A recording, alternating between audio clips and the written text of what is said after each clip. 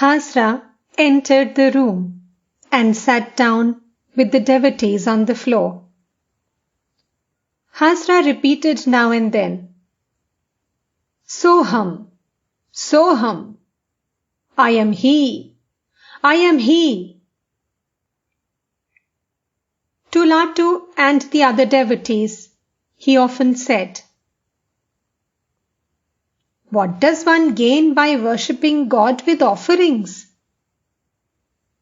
That is merely giving him things that are his already. He had said this once to Narendra. The master spoke to him. Master, I explained to Latu who the object of the devotee's worship is. Hasra, the devotee really prays to his own self. Master, what you say is a very lofty thought. The aim of spiritual discipline, of chanting God's names and glories, is to realize just that. A man attains everything when he discovers his true self in himself. The object of sadhana is to realize that. That also is the purpose of assuming a human body.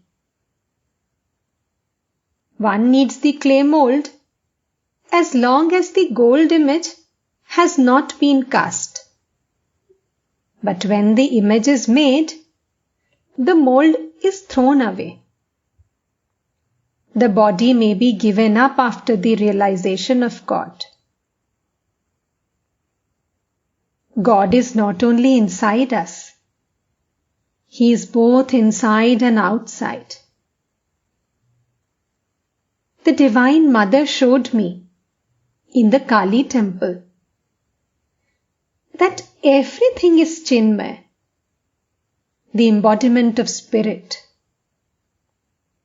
That it is she who has become all this, the image, myself, the utensils of worship, the doorsill, the marble floor. Everything is indeed Chinmay.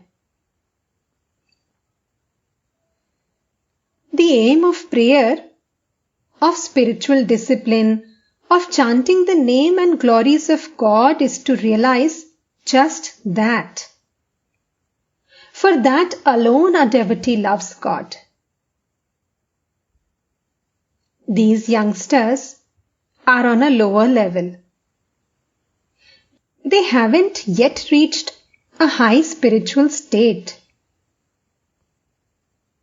Footnote: youngsters, referring to Latu and the others.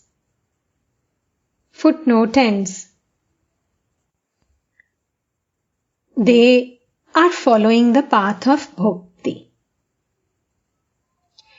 Please don't tell them such things as I am he.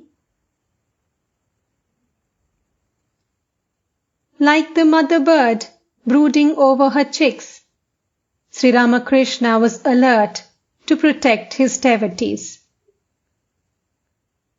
Adhur and Niranjan went out on the porch to take refreshments. Presently, they returned to the room. Adhur, smiling. We talked about so many things, pointing to M. But he didn't utter a word. Master. In Keshav's organization, there was a young man with 4 university degrees.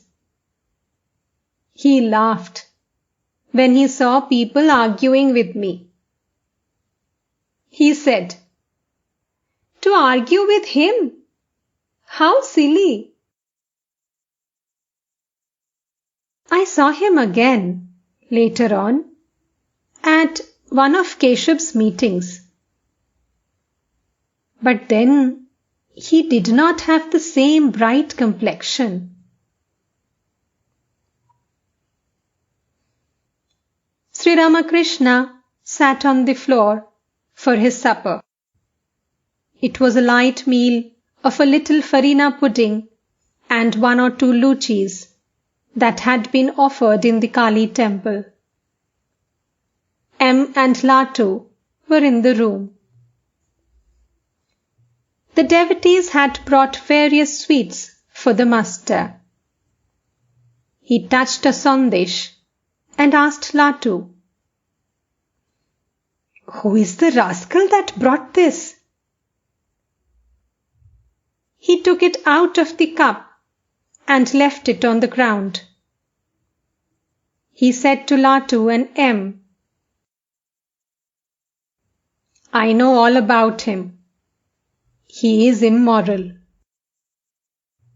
Latu, "Shall I give you this sweet?" Master, "Kishori brought it." Latu, "Will it suit you?" Master, smiling, "Yes." M had received an English education. Sri Ramakrishna said to him, "It is not possible for me to eat things offered by anyone and everyone. Do you believe this?" M, "Gradually, I shall have to believe all these things." Master, "Yes, that is so." After finishing the meal, Sri Ramakrishna washed his mouth. He said to M, "Then will you give the rupee to Narun?" "Yes," said M. "Certainly I will."